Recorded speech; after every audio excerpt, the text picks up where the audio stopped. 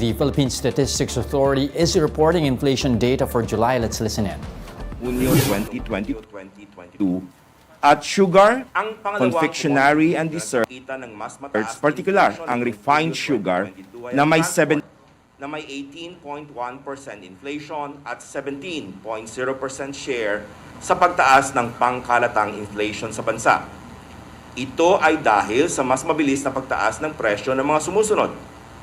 Other passenger transport by road tulad ng pamasahe sa jeep na may 7.1% inflation mula sa 2.7% inflation noong Hunyo 2022. Pamasahe sa barko na may 42.6% inflation mula sa 18.6% inflation noong Hunyo 2022.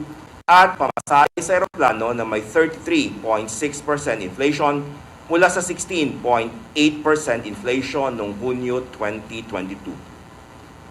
Ang pangatlong commodity group na nagpakita ng mas mataas na antas ng inflation nitong Hulyo 2022 ay ang restaurant and accommodation services na may 3.4% inflation at 10.9% share sa pagtaas ng pangkalatang inflation sa bansa. Ito ay dahil sa mas mabilis na pagtaas ng presyo ng restaurants, cafe, and the like na may 3.3% inflation mula sa 2.7% inflation noong Hunyo 2022. Pagdating sa overall inflation nitong Hulyo 2022, ang pangunahing nag-ambag na commodity group ay ang food and non-alcoholic beverages na may 6.9% inflation at 40.8% share. Ang mga pangkat ng pagkain na pangunahing nag-ambag sa inflation ng food and non-alcoholic beverages ay ang mga sumusunod. Meat and other parts of slaughtered land animals gaya ng manok na may 9.9% inflation. Fish and other seafood tulad ng bangus na may 9.2% inflation, at flour, bread, and other bakery products, pasta products, and other cereals, partikular ang loaf bread, na may 6.8% inflation. Ang pangalawang commodity group na may pinakamalaking ambag sa pangkalatang inflation ay ang transport, na may inflation na 18.1% at 25.6% share sa pangkalatang inflation. Ito ay dahil sa patuloy na pagtaas ng presyo ng mga sumusunod. Gasoline na may 45.4% inflation, diesel na may 91.3% inflation, at other passenger transport by road tulad ng pamasahe sa jeep na may 7.1% inflation. Ang housing, water, electricity, gas, and other fuels ang ikatlo sa may pinakamalaking ambag sa pangkalatang inflation nitong Hulyo 2022. Ang commodity group na ito ay nagtala ng 5.7% inflation at 19.1% share. Ang mga pangunahing nag-ambag sa inflation ng housing, water, electricity, gas, and other fuels ay ang mga sumusunod.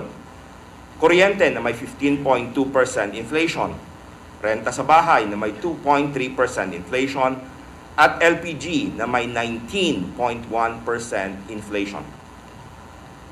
Sa 13 commodity groups, 8 ang nagtala ng mas mabilis na pagtaas ng presyo nitong Hulyo 2022. Ito ay ang mga sumusunod.